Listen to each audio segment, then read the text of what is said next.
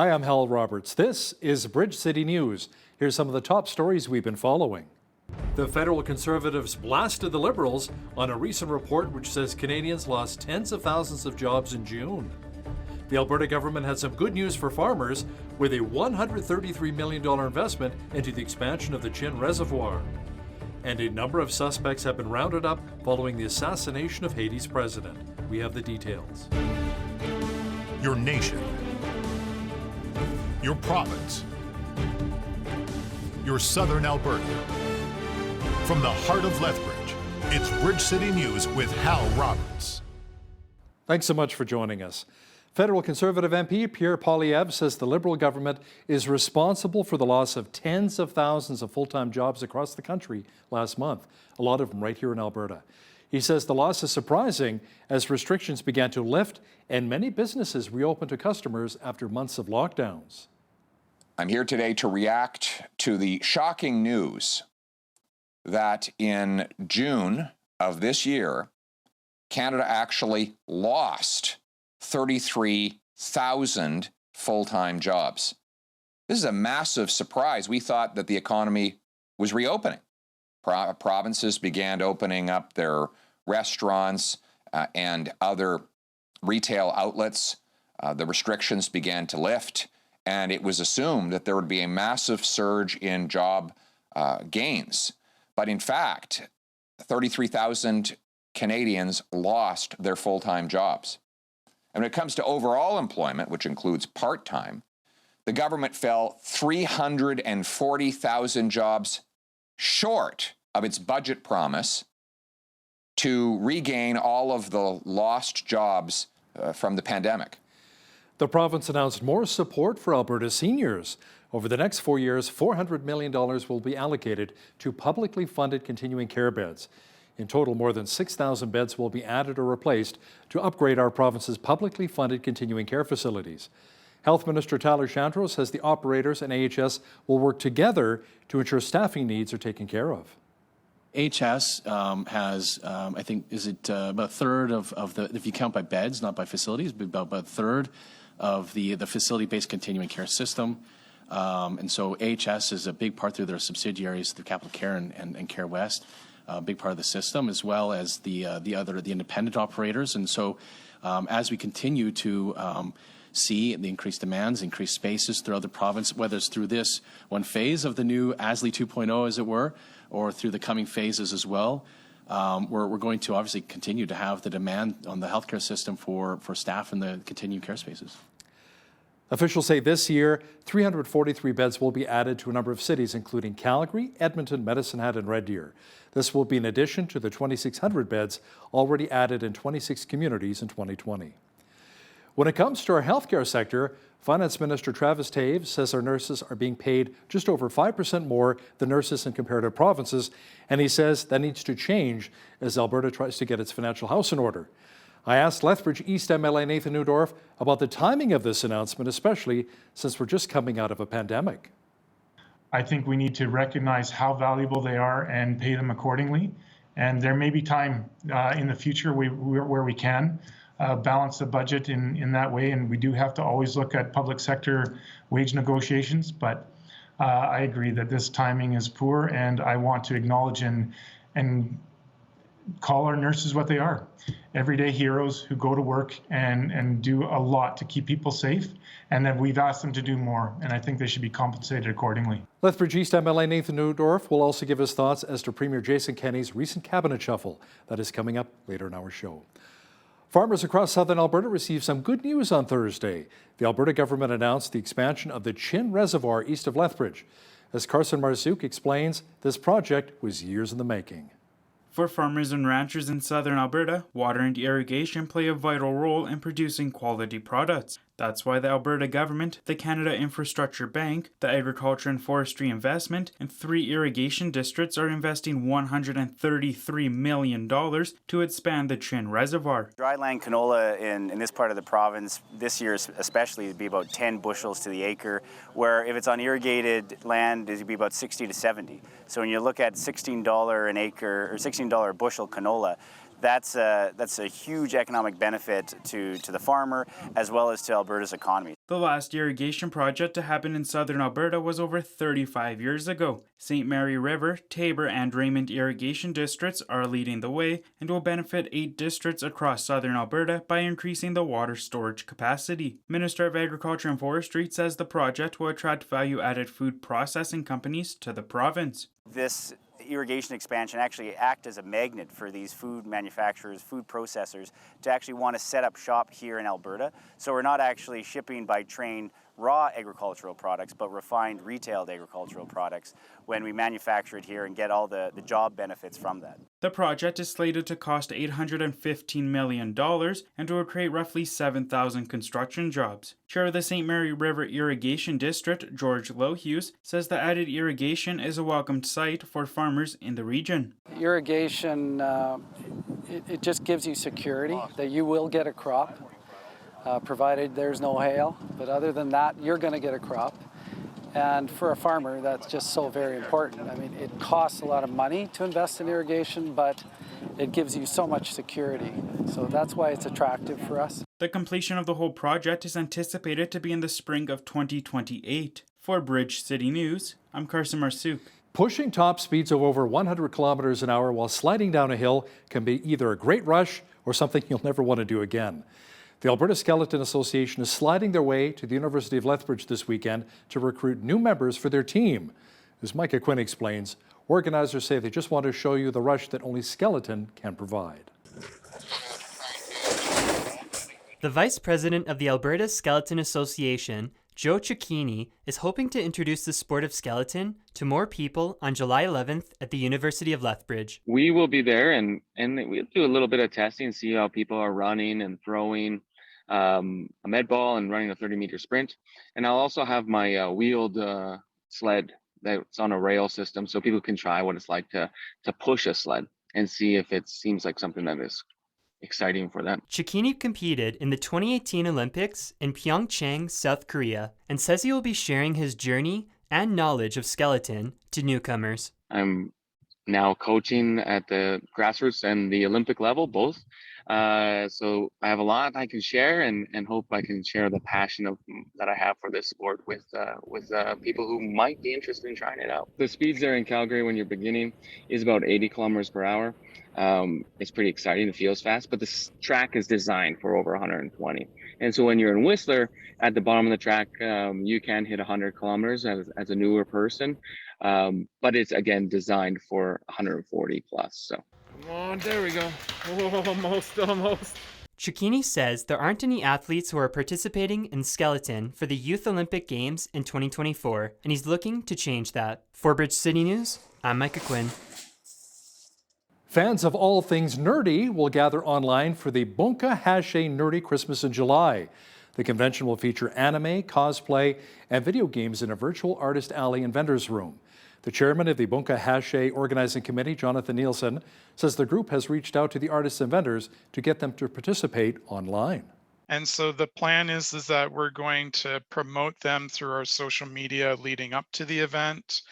On our website, we're in the process of finalizing the design, but we're going to have kind of a virtual experience where you can browse through the available vendors and artists.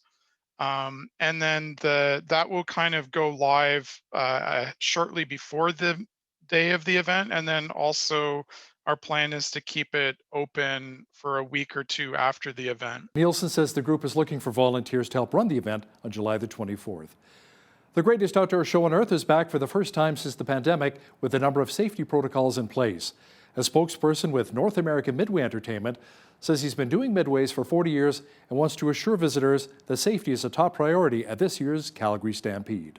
We're just thrilled to be here, We got a really great product. We're so excited to get across the border, and we quarantined for 2 weeks, and we're just thrilled to get open here at the Calgary Stampede. Well, we started in March, and then our pandemic program, which is pretty extensive, social distancing and masks and gloves and stuff like that. But now we're getting really good at it, and guess what? It got better in the United States and fast. Sort of the same thing that we're seeing here in Alberta. So we were able to reduce some of that pandemic program as our season went along in the United States. So we just ramped it back up here for the Calgary Stampede. We have a full team with us, and that is cleaning all the time and making sure hand sanitizers are full and social distancing markers are kept up to snuff. You know, we're going to be doing full masks here at the Calgary Stampede, so it's a bit of an undertaking. It's not a carnival that I'm used to doing, but you know, safety at North American Midway has always been our #1 priority with guests and staff, and so this is no different when it comes to a pandemic program. We're taking it in the same lens, that is just customer and staff safety. Doctors in Manitoba are calling for immediate action to address the backlog of surgeries in the province caused by the pandemic. The president of Doctors Manitoba says the backlog of over 110,000 surgeries and diagnostic tests should be dealt with as quickly as possible. Dr. Christian Thompson says their group wants a clear provincial commitment to fully address the pandemic backlog by a fixed date. It is also calling for the creation of a task force, including frontline physicians and healthcare workers, to lead the effort. The Manitoba government plans to increase enrollment and make it easier for internationally trained nurses to work in the province to deal with a staff shortage. The province says this plan could add 400 nurses by the year 2023. The plan calls for paying up to $23,000 per internationally educated nurse to go toward assessments, training, and English language training. The opposition NDP calls the announcement underwhelming, citing the government's previous cuts to healthcare and nursing staff. Ontario is moving on to step 3 of its reopening plan a week from today. Meeting vaccination targets means the province can make the jump several days ahead of schedule. It also means people will be able to dine inside of restaurants and gather outdoors in larger numbers. Health Minister Christine Elliott explains how the province is able to move onto the next stage of reopening. There are many other metrics that we are applying and have always applied to determine whether we can move from one stage to another. And that also includes the number of people in hospital, the number of people in intensive care, the R factor. All of those factors come into play. And so that is something that we've been clear about since the beginning and that we are continuing to follow. We are not changing the goalposts because you're absolutely right. The people of Ontario have done their job. They've turned out for their vaccinations. Our healthcare workforce has done an incredible job having made sure that over 50% of our adult population has received both doses to date. So we want to be able to open up Ontario more as soon as it is safe to do so. Now here's a follow-up to a story we first brought you yesterday. The interim president of Redeemer University in Hamilton, Ontario, has spoken out since a judge ruled that the Trudeau Liberals had no right in denying his university from receiving funding through the Canada Summer Jobs Program. Dr. David Zietsma says they responded to the government's request for more information on their harassment and discrimination policy. After submitting documentation, including their anti-discrimination policy, the application was denied without the government addressing any additional concerns. Zietsma says the recent ruling by the judge in their favor is precedent-setting for Christian universities across Canada.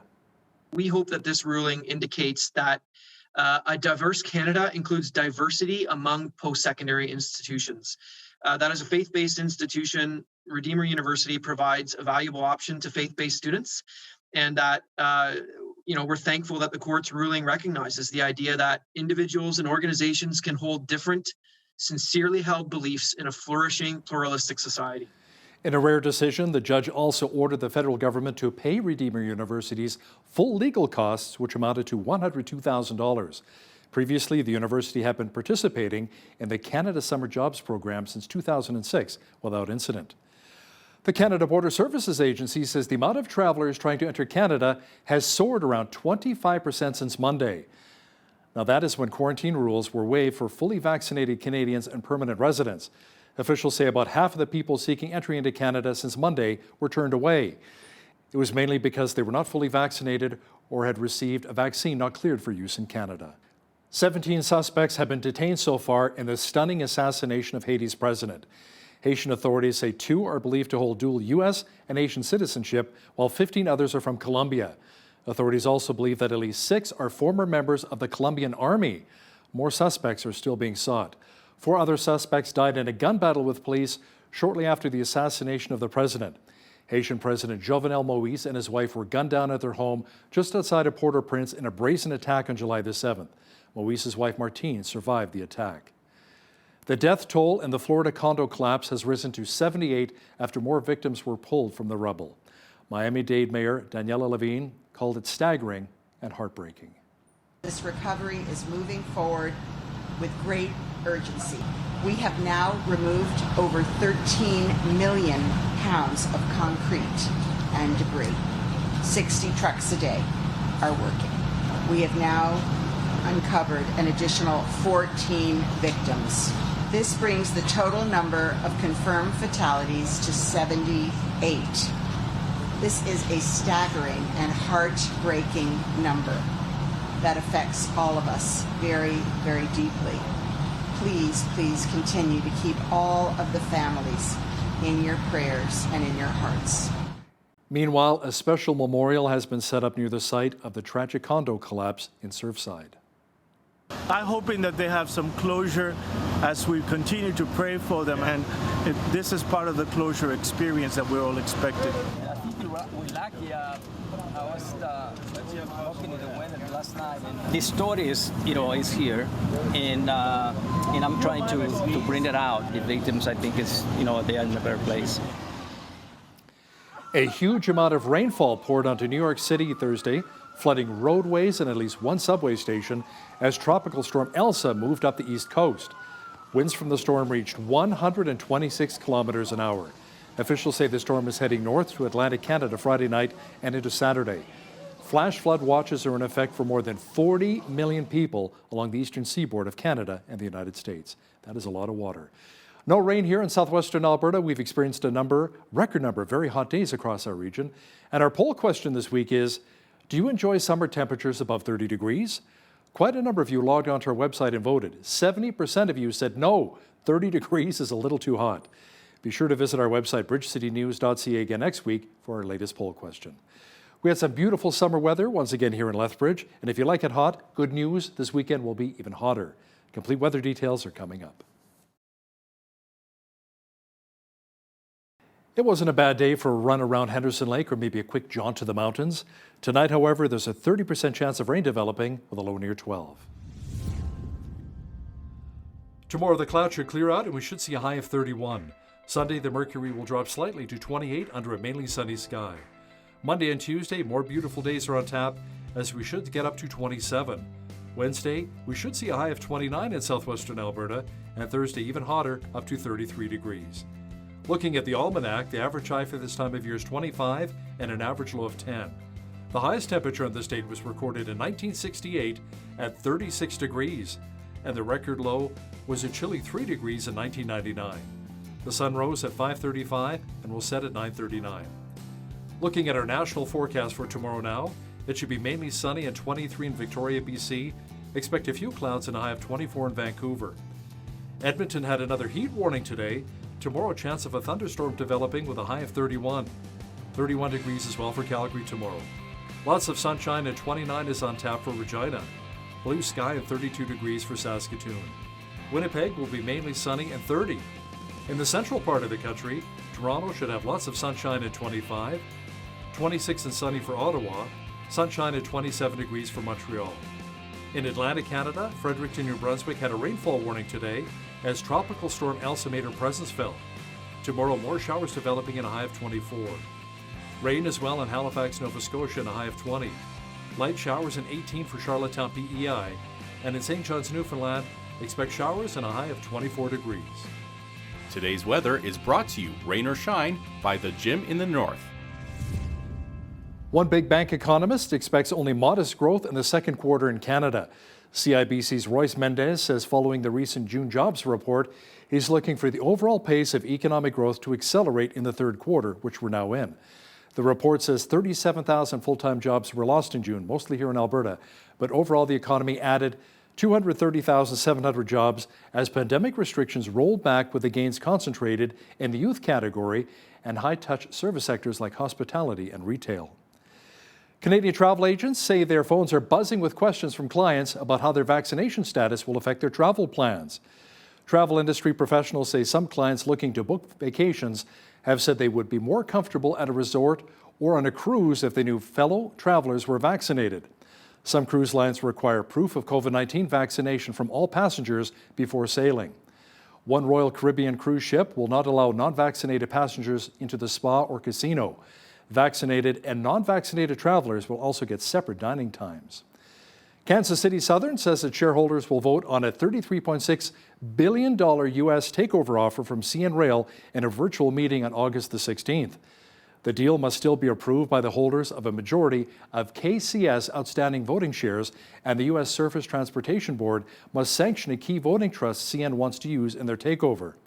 As part of the offer, CN will pay a $700 million break fee owed to CP Railway, which had negotiated an earlier deal to purchase KCS for $25 billion. The Montreal-based railway also has agreed to pay KCS $1 billion if the voting trust is not approved. Toyota has reversed itself and says its Political Action Committee will no longer contribute to the Republican legislatures who voted against certifying Joe Biden's presidential election win. The move comes after a social media backlash over the contributions, including threats to stop buying Toyota vehicles. Last week, the website Axios reported that Toyota led all companies and donations to lawmakers who voted against certifying the results on the grounds that the election was stolen from Donald Trump. Now, here's a look at today's markets. The TSX was up 196 points in the day to finish at 20,258. The Dow was up 448 points to 34,870. The S&P 500 was up 48 points to 4370, and the Nasdaq was up 142 points to 14,702. West Texas Intermediate Oil was up $1.62 to $74.56 US per barrel. Natural gas was down a cent to $3.67 US. Gold was up $5.48 to $18.0832 US an ounce, and silver was up 17 cents to $26.10 US an ounce. Wheat is at $369 per metric ton, barley's at $365, canola's at $8.44, and corn is at $402 per metric ton. Live cattle were down 5 cents to $119.23, feeder cattle were up $1.85 to $159.18, and lean hogs were up $1.20 to $101.58. The Canadian dollar was up slightly over the past 24 hours to 80.35 US.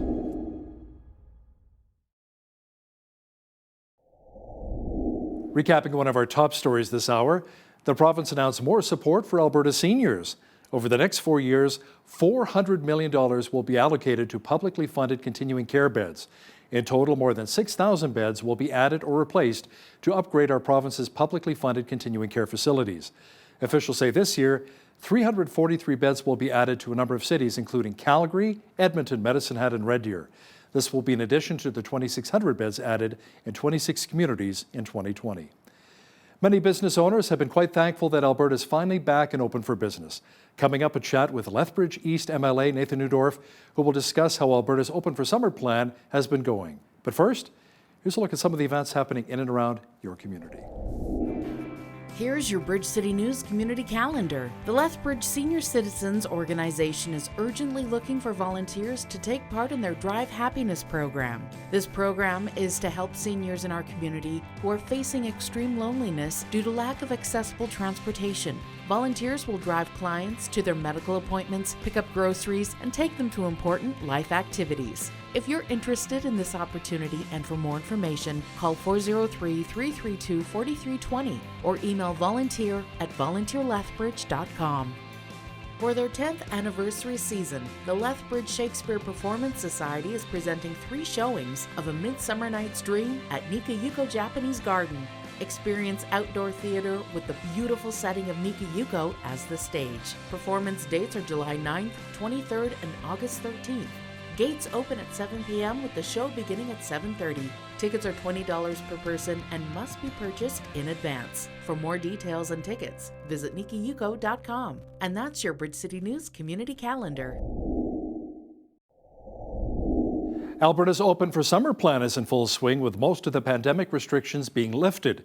To talk about how the economy has been bouncing back and recovering so far is UCP Lethbridge East MLA Nathan Neudorf. Nathan, welcome back to Bridge City News. Great to be here, Hal. Now, Nathan, here in Lethbridge, folks are so happy to see the movie mill open once again to full capacity. People are enjoying themselves at restaurants and, of course, full places of worship here. But let's start with our churches for a moment. The pastors you've been speaking with must be feeling quite relieved that they're able to welcome back a lot of their congregants.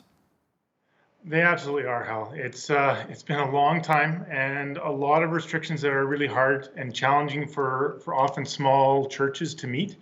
but they've done a great job. I'm really proud of all of our religious facilities here in Lethbridge, trying to protect others, trying to adhere the guidelines. And again, we've just got a terrific record here in Lethbridge, and they're really glad to be fully open. How about some of the business owners? Many have gone under during the pandemic, but those who survived must also be breathing a huge sigh of relief. Yeah, it has been incredibly difficult, particularly for our hospitality and tourism sector. They've just had a really difficult times with increased restrictions and then opening partially and then restrictions again. My heart goes out to anybody who did lose a business. That's incredibly difficult, and I hope that they can bounce back as quickly as possible. And the businesses that have made it through summer, good weather, people looking to get back to some of those activities, hopefully they see a great resurgence, and that can set them up for months and years to come. Why are there so many inconsistencies, though, when it comes to summer festivals this year? No word yet if we'll be having the Whoop Up Days here in Lethbridge. Calgary Stampede is a go in a reduced capacity, and no K-Days in Edmonton this year. Yeah, I think that speaks to the diversity we have in our province, right? Each region, each municipality has a lot of authority on their own kind of events, what they'll open to, and how comfortable they are. Not every community's had the same level of uptake on vaccinations. Not every community has the same case count, that kind of thing. So different communities will take different approaches. I'm very hopeful that we will have Whoop Up Days here in Lethbridge. I know Raymond just had their parade last week and had a fantastic turnout. So a couple more of those successful events, and I think we'll see more and more people come back online. Premier Jason Kenney shuffled his cabinet recently. Now, some of the most notable names include Jason Lewan going from mental health and addictions to community and social services. Rajan Sawhney took over from Rick McIver as Minister of Transportation. Nathan, why the shuffle? Is it that the Premier maybe didn't have confidence in certain people, in certain portfolios? I don't think it was that. I think it's just we've been 2 years. COVID extended the time from when he would naturally have made a cabinet shuffle. So now that we finished the session, we have definitely seen the decline of COVID. It's a very natural time to make some of those changes and give some fresh faces a chance.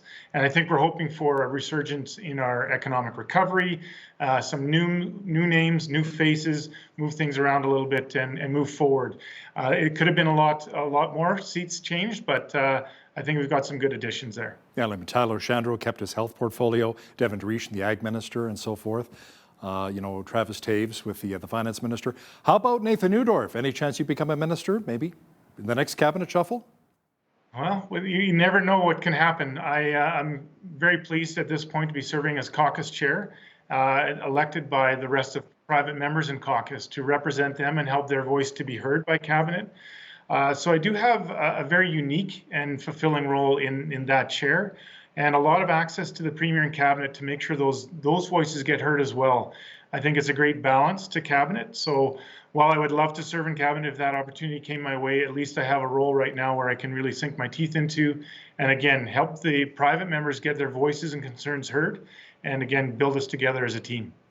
The province and the federal government recently announced the Canada Housing Benefit Addendum under the National Housing Strategy, providing $444 million in funding up to the year 2028 to support Alberta's recently redesigned rental supplement program.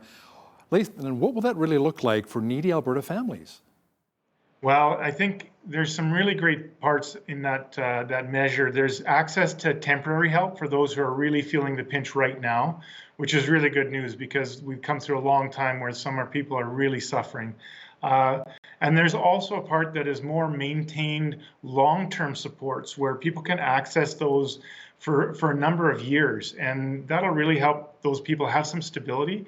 As you know, how some people can bounce back very quickly, they get a new job, and everything goes up quite quickly. Some people need a little more time. So I'm glad that it has both aspects within this program. More and more unmarked graves are being discovered near former residential schools, Nathan. Over 1,500 so far and counting. It's just a matter of time before we discover a large number here in our province. Now, what's being done to find a lot of the graves here, and how will this work toward reconciliation with our Indigenous communities? Sure. Yeah, it's a very challenging time for us in Canada and Alberta.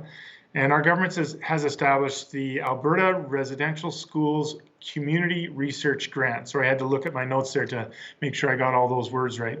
And it's an $8 million fund to help support community research into unmarked burial sites and undocumented deaths. We have to face this part of our history. We have to do so with compassion, care, with truth, to find the truth that's there, and then work towards reconciliation with those First Nations brothers and sisters throughout our province. This is a good first step. We'll see what we need to do beyond that, but this is a place to start. You know, the number of people have been acting out and vandalizing and burning churches across the West here. The Catholic Church in Morinville is no more. Nathan, why is it that more people were being arrested in Alberta for going to church during the pandemic rather than those who are attacking and burning churches? Well, I think those are some troubling numbers right now. I do believe that there were very few that were actually arrested going to church. I know some organizations, some pastors face some unfortunate consequences. Not how I would like the script to read, certainly. But I do believe that as we investigate each one of those fires, our police and law enforcement officers will find out the truth of those situations, and each one will have its own significance and story. And I believe the appropriate actions will be taken at that time to bring those perpetrators to the correct results and justice as needed. Yeah, a lot of people are saying it's better to build up than tear down. And right now we have to do a better job building up as a society right here, working towards reconciliation. Nathan, millions of Albertans have now been vaccinated, and our city, Lethbridge, has close to 75% of all eligible people aged 12 and over receiving at least one jab.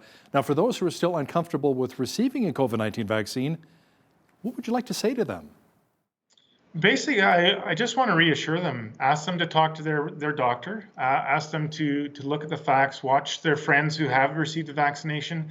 There's been a lot of hype, there's been a lot of controversy, there's been a lot of conspiracy theories about that, but we do know that every vaccine and almost every medication has unfortunate side effects. So I want anybody and everybody considering it to feel comfortable with their decision.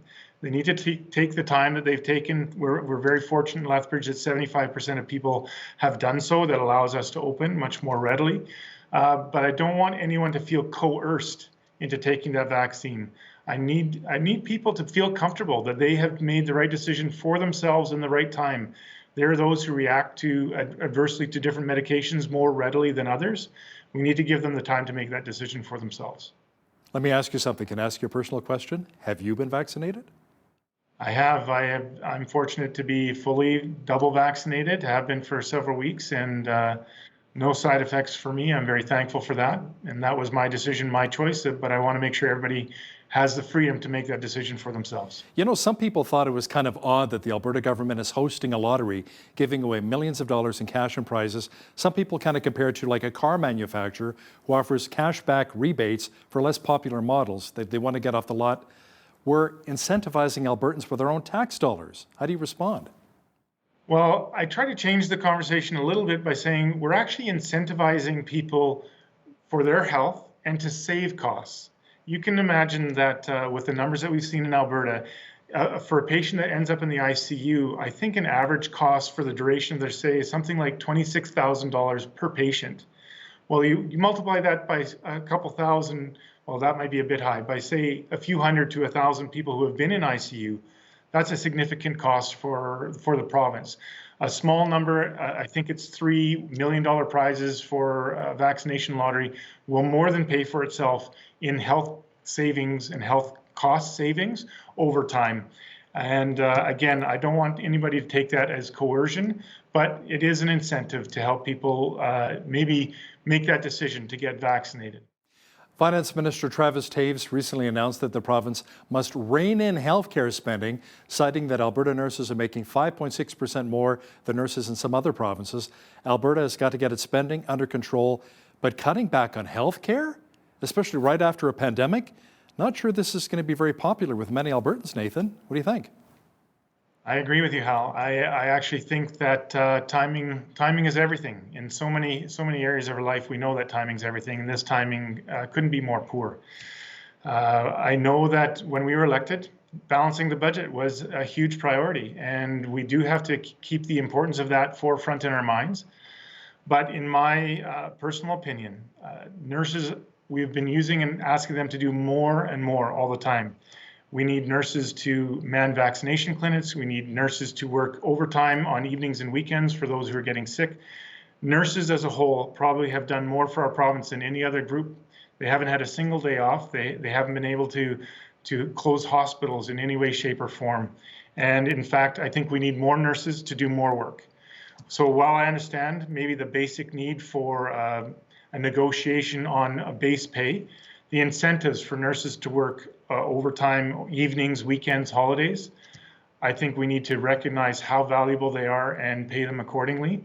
And there may be time in the future where we can balance the budget in that way. And we do have to always look at public sector wage negotiations. But I agree that this timing is poor, and I want to acknowledge and call our nurses what they are. Everyday heroes who go to work and do a lot to keep people safe, and that we've asked them to do more, and I think they should be compensated accordingly. Are you also concerned that maybe some nurses will be following the lead of some of the doctors and leaving Alberta? Not so much. I think nurses, by and large, are really invested in their community, and they are not nearly able to move up and leave like a doctor in their practice might be able to. They're more linked to their community, more linked to their hospital. But I do think that we need to recognize the work that they do and honor and praise them for that. Justice Minister Casey Medu wanted Lethbridge Police Chief Shahimi Dizadeh to tweak his plan for cleaning up the Lethbridge Police Service, including the training of new officers and more transparency. Where do we stand with that? Because I know we had to do some tweaking, send it to Medu. Has it been settled now? As far as I know, it has been settled. There's been some of that tweaking. They've managed a plan, and I think we have a very strong plan moving forward. Chief Medizadeh has done an incredible amount of work. He inherited a whole lot of bad news, if I can put it that way, and he has worked diligently and faithfully with his entire force. I don't know about you, Hal, but I haven't heard a single police officer complain about this incredible scrutiny that they've gone under. They have been true professionals. They've stood up in their uniform of blue. They've stood behind the badge. They've taken the good with the bad, and they're moving ahead as a strong police force, and I couldn't be more proud of them right now. What's great about Chief Shahimi Dizadeh, too, he brings over 30 years of experience with the RCMP to his role as Lethbridge Police Chief here. Now, Nathan, we recently interviewed Paul Hinman with the Wildrose Independence Party, which now apparently has around 20% of support from Albertans. Many are worried that with the Wildrose gaining momentum, it would split the vote on the right, and once again, the NDP would go right up the middle the next election. Your thoughts? It's very possible, and I believe that there's a very strong expectation on us as government right now to get out there and listen to the people of Alberta. We need to be more responsive. I know that I've been working harder to get out to the people in Lethbridge, to hear them, to listen to them, and to make sure that their thoughts and concerns are taken to Cabinet and the Premier so that we can respond and correct any course actions that we're doing.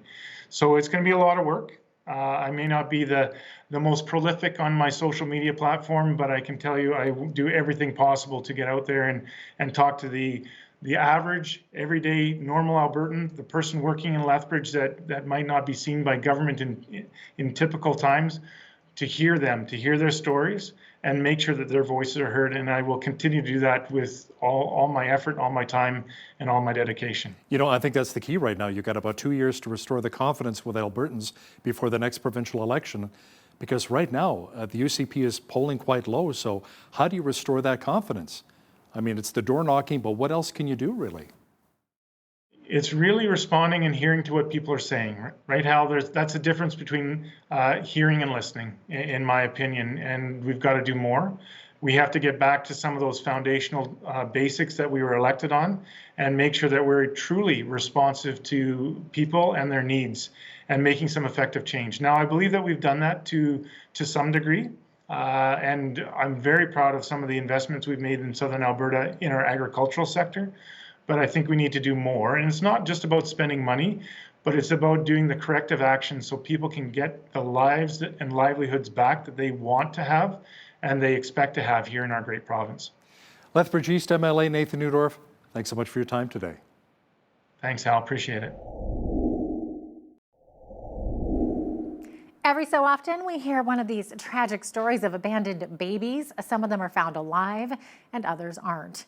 We're all saddened, of course, but then we continue on with our life as normal. Well, today's guest, however, did not continue on with life as usual. Joining us to share her story is Linda Zanacco. She is the founder of He Knows Your Name Ministries and author of the book, He Knows Your Name, How One Abandoned Baby Inspired Me to Say Yes to God. That is quite a title, Linda. Welcome to Bridge City News. It's so great to have you on today.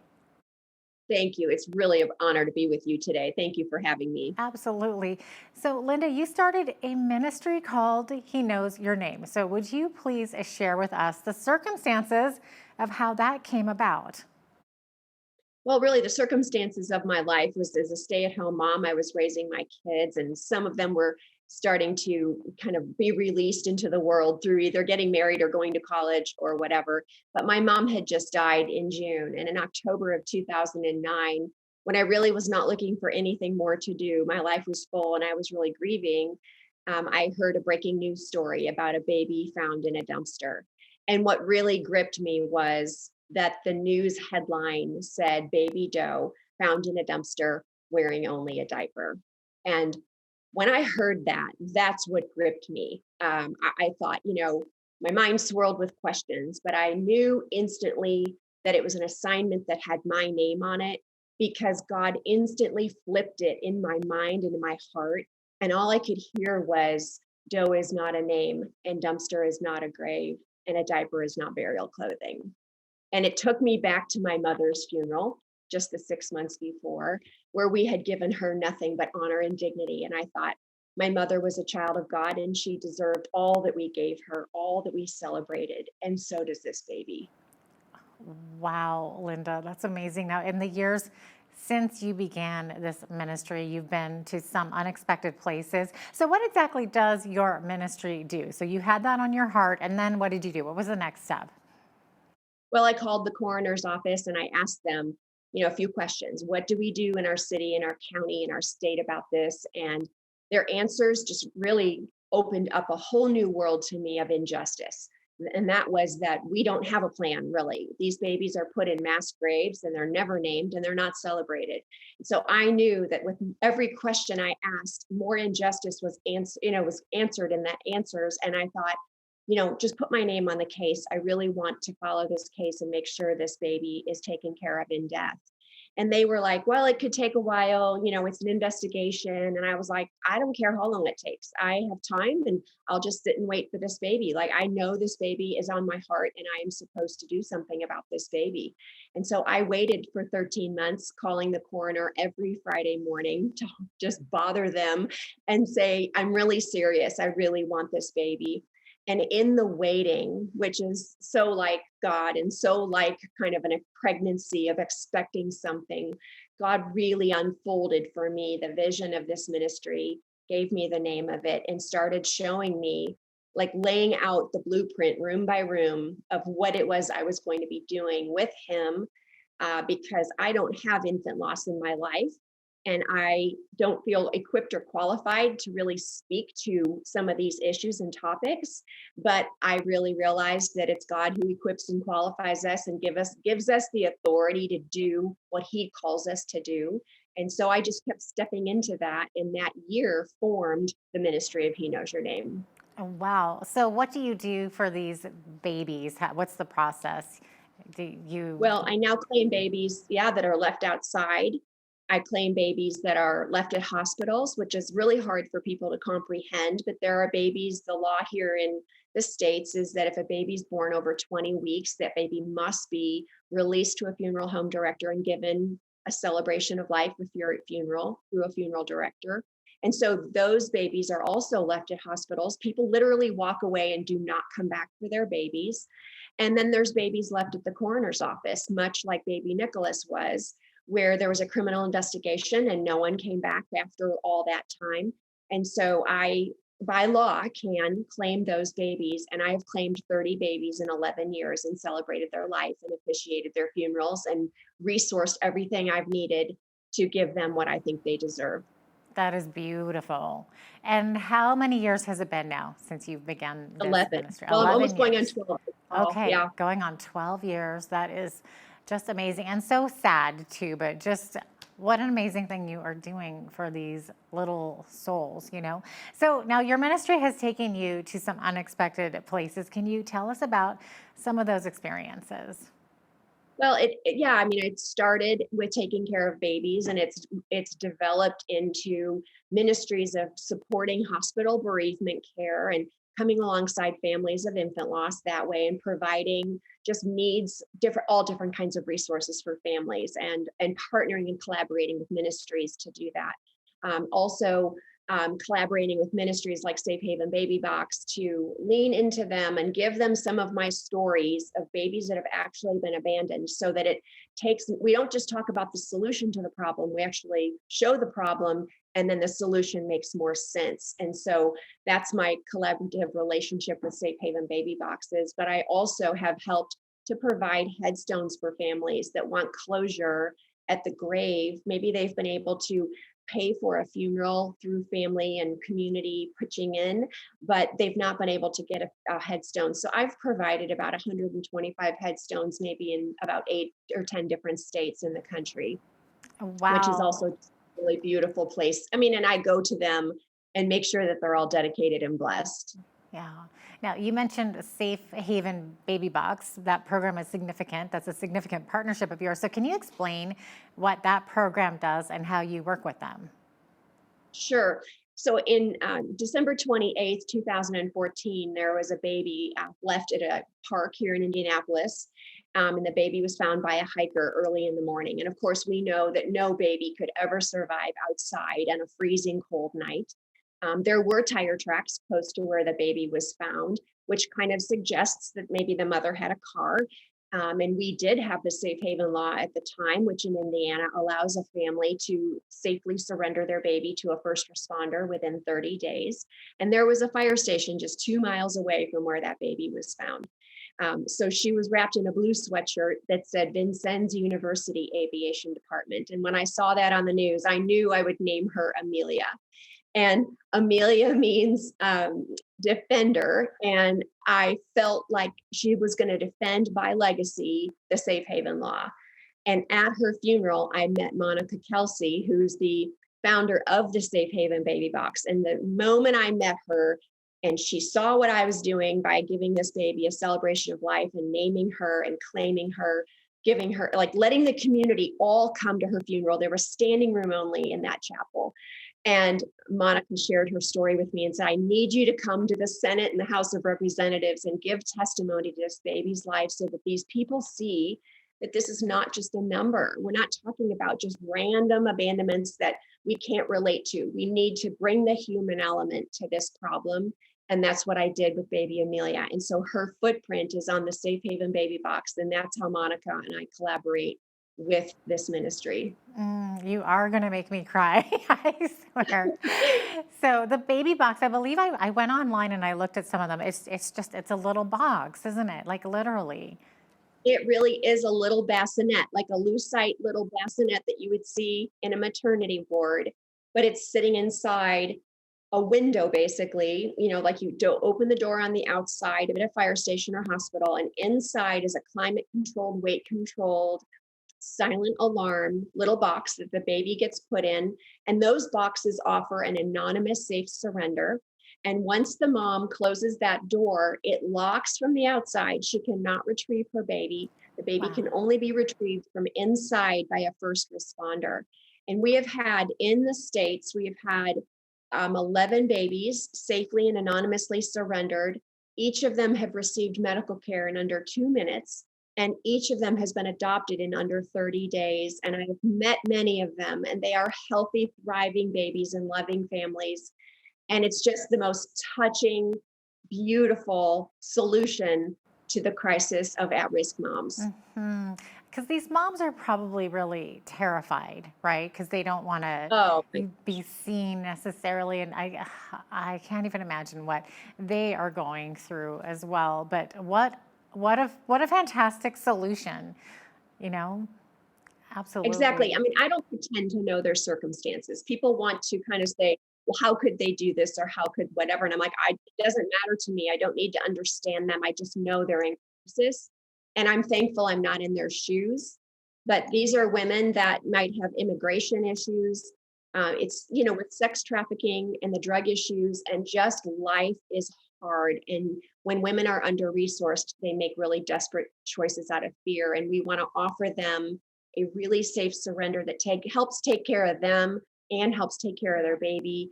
But also to say, we are pro-baby, but we are pro-mama too. And we want these moms to have options.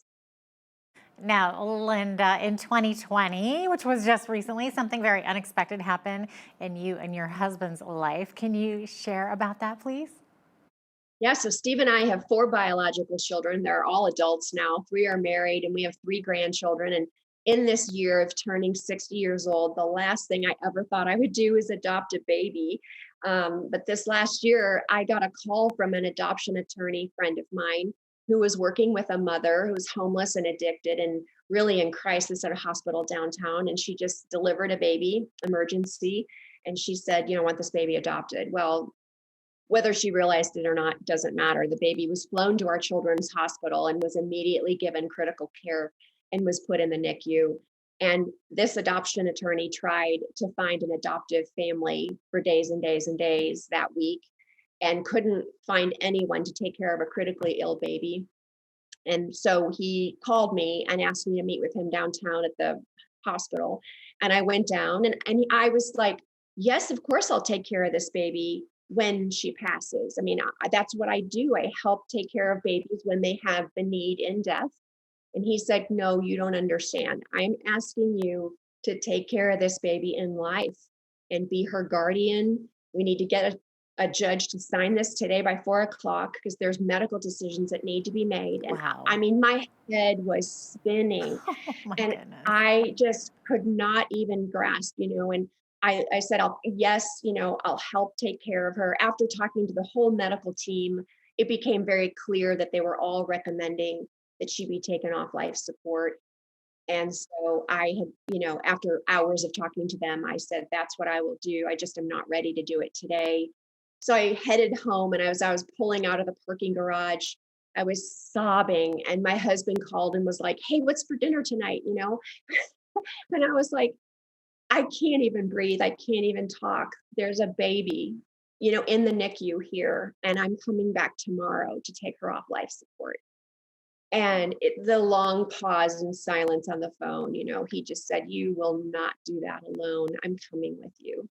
And so we actually went back that night. Then we went back the next morning, and we spent the day with Abigail, Elise, and we did take her off life support. And we were told she would live 1 to 2 minutes, and she ended up living 2 hours in my arms, and breathed her last. And we just held her while she went to Jesus, and we held her and sang over her and called her by name, dressed her in a beautiful white garment, and baptized her. And it was just the most precious, sacred day of our lives. And we were so surprised when about a month later, that same friend of mine called and said, because you were guardian to her in life, you can become her adoptive family.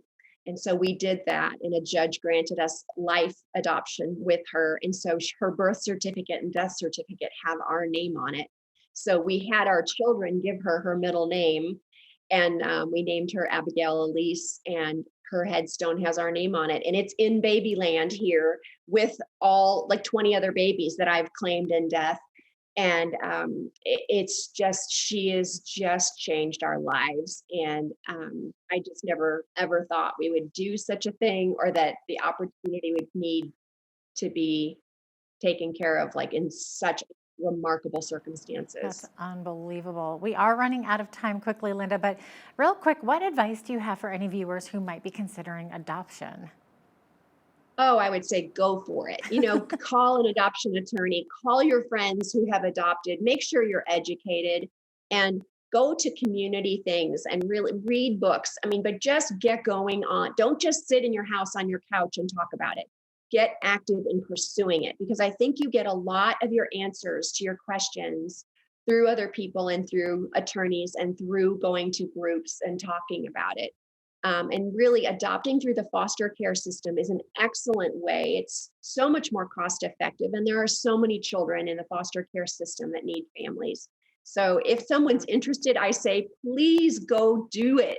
Just go, please take action. and adopt that child and become a forever family to a child who needs you. Yeah. Oh, that's such a beautiful story. Thanks so much for sharing your story with us today, Linda. Appreciate it. Oh, I'm so grateful to be able to share it with you and have you guys just be a part of raising awareness and helping me educate about these important laws and these important topics that need to be talked about. Absolutely. Thank you. Of course.